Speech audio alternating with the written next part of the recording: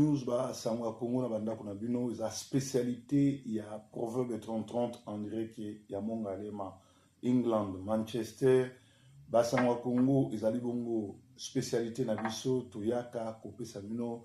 ba sango nini ezolika na Congo sango malamu lokola na tango ba apôtre kaka pona kosala éveil patriotique oyo ekolamusa peuple congolais po na kobenga na Kabila na ba Rwandais nyonso ba occupé biso na complicité na quelque bana mboko babunga nzela tobenga bango ba collabo to ba traître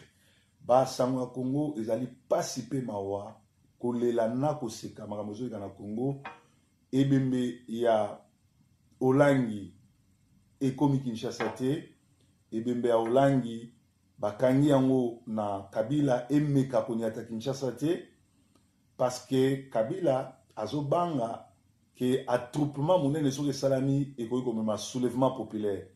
peuple congolais combattant congolais na Kinshasa bana ista bana mboka mobimba bana ya Moshetville bana ya campus bana ipen bana donc ba camarade o eza information monene ke Kabila azobanga bino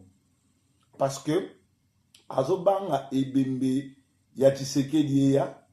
pour attroupement wana komema soulèvement populaire abangi pe ebembe ya olangi o envuta mokili mobimba envuta bato ebele po ete population na soki eyeba okoka ko contenir yango te ekomema na soulèvement mais de l'autre côté ezali bien fait de l'autre côté ezali ngala moyibe ezali suka te de l'autre côté ezali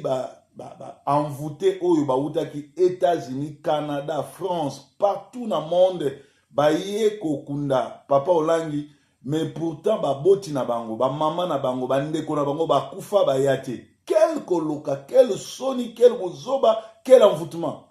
tata abota yo mama abota yo noko abokola yo tata mwasi abokola yo mama leki mama kulutu abokola yo leki no yaya na yo abokola yo ba yebisaki bino ba bandoki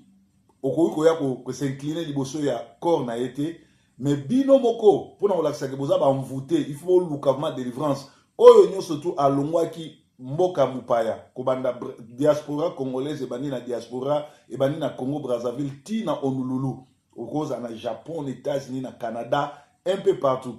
soki papa na mama na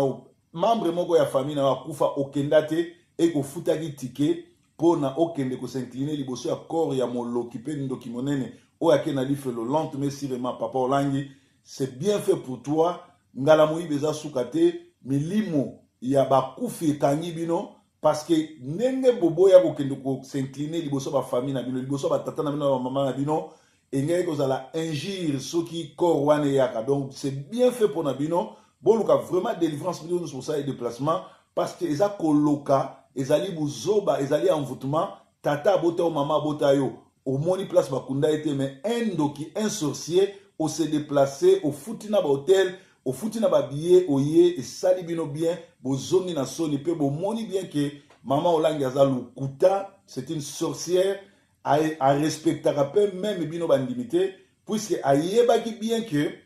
gouvernement sebisaki ke bembe wana yoki Kinshasa te faut pas kunda en Afrique du Sud pour bazo banga attroupement mais à Kosibino boye bos asali adoration azui bana membre famille na ye azongi na en Afrique du Sud ba ke kokunda ebembe ya démon na ye un jour parfois ba koya na ona butu ba yokunda na 17e rue parce que ba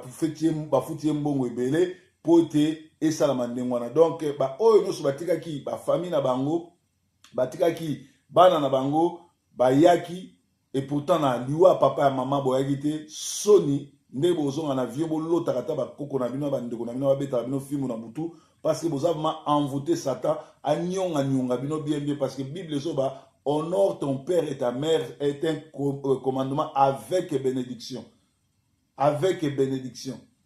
honorer tata na maman na yo ezali premier commandement avec bénédiction ezali ko vivre longtemps donc bino ba misuso bokendeki bemba papa olangi les bozo zonga bo se préparer parce que mingi boko kufa parce que boza envoûté pe bozo comprendre masolote masolo mususu ya Congo oyo eningisi mboka Tshisekedi Félix akendeki na Lubumbashi ba yebisi biso monsieur le président des rassemblements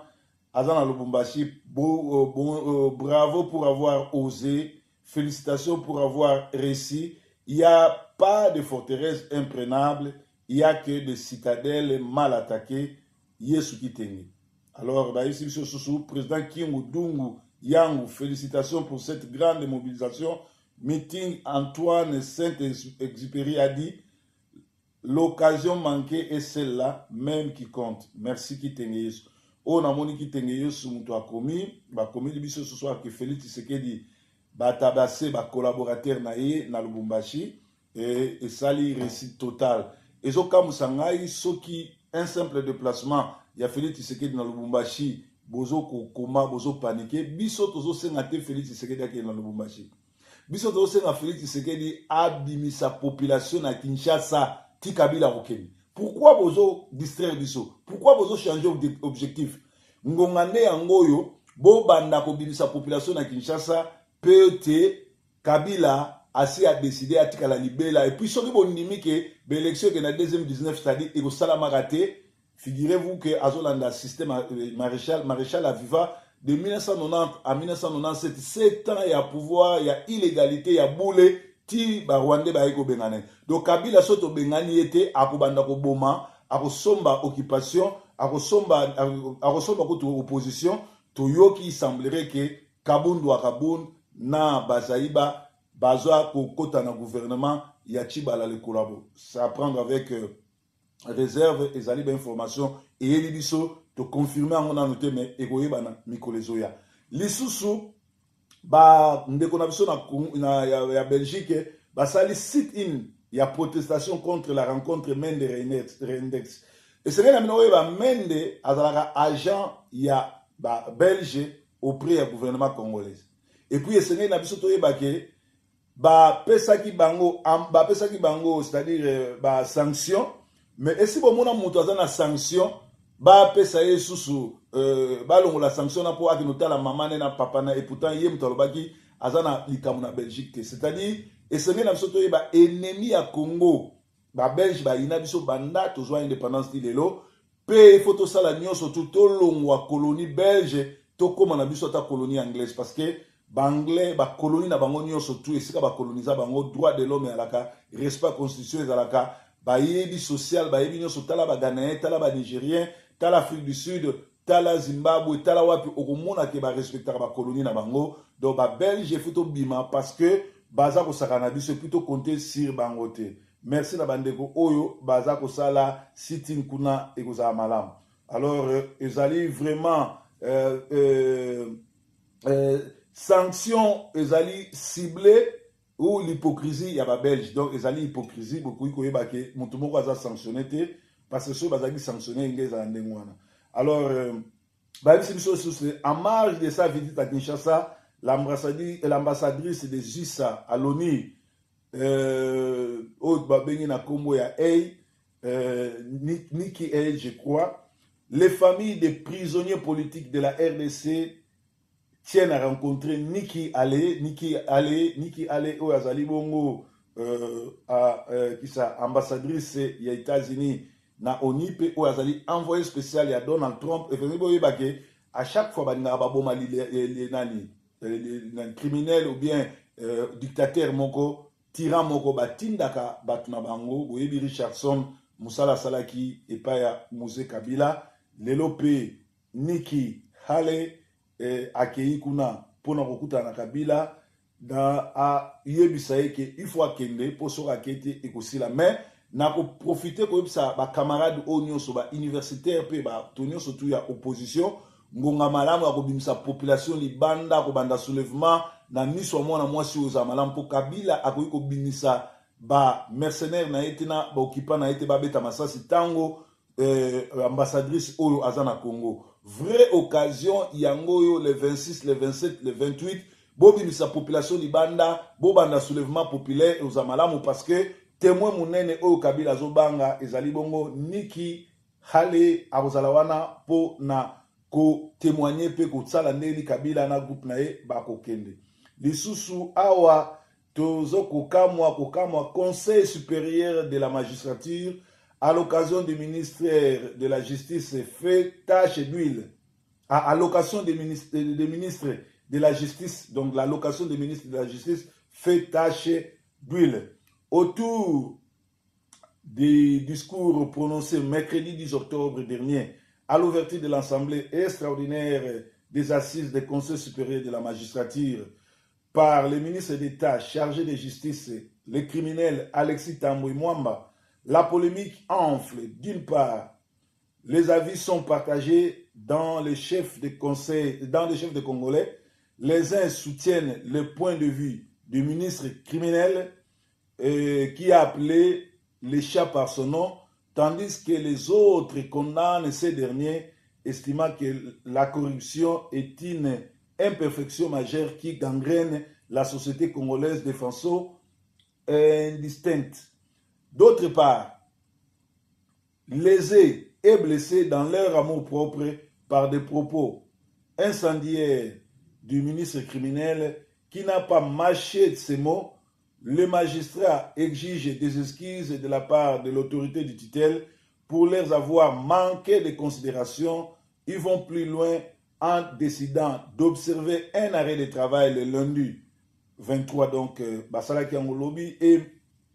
mardi le 24, dans le lot octobre. La réaction est tombée le vendredi 20 octobre dernier. Tout le monde est concerné pour la corruption, en commençant par les criminels Kabila et tous ses membres du gouvernement, en commençant par Kabila, c'est-à-dire en dénonçant les 3 V, c'est-à-dire villa, voiture, veste, dont raffolent, selon lui, les magistrats, les ministres. Le criminel Tamboué a-t-il menti? Non, il n'a pas menti. Bien sûr que non. Tout le monde sait combien l'appareil judiciaire, le gouvernement congolais, la présidence congolaise est corrompue en dénonçant les atténuements judiciaires délibérément pratiqués par les magistrats véreux. Le ministre n'a pas le ministre n'a fait qu'ouvrir la boîte de Pandore. Résultat, des 5000 personnes qui croupissent à la prison centrale de Makala, moins de 2000 ont été régulièrement condamnés. Des dossiers entiers sont ainsi gelés dans l'espoir d'un contact en vue d'un arrangement à l'amicable. Ne dit-on pas qu'un mauvais arrangement vaut mieux qu'un bon procès? C'est-à-dire que Batounou surtout Bazali Bongo concerné na corruption na makambo ezoleka na Congo, na Kabila, na ministère na ye, et c'est biso ba Congolais totel matobenga na groupe ya ba criminel oyo. Moussa Namwisi était arrêté pendant quelques heures à l'aéroport d'Entebbe en Ouganda et il a été relâché. Il a même manqué son vol. Ce monsieur qui se bat pour libérer son pays, qui veut même devenir président, nous ne savons pas pourquoi il a été arrêté. Nous ne savons pas qui a donné l'ordre pour que Moussa Namwisi soit arrêté à Entebbe. Dieu merci, il a été relâché et nous demandons à Moussa Namwisi de faire vite pour libérer le Congo, car les Rwandais et le criminel continuent à massacrer à l'est du Congo. Olenganko Ichibala, des signes de rupture. En réalité, qu'est-ce qui se passe? Bolandagi Mikolo Oyo Ute Koleka. Bayebisi biso ki Olenganko batakaki na ndako ne basakajaki ndako na ye bandeko na ngai eza lokuta. Olenganko aza na problème moko te ni na gouvernement ni na Kabila, ezali ba scénario na ye asali parce que pour peuple amona ki ye aza malamu ye azobundela peuple yango a créer scénario wana ye moko asali ba aventure wana ya kotinda batune ba kobuka ndako. D'ailleurs bomoni que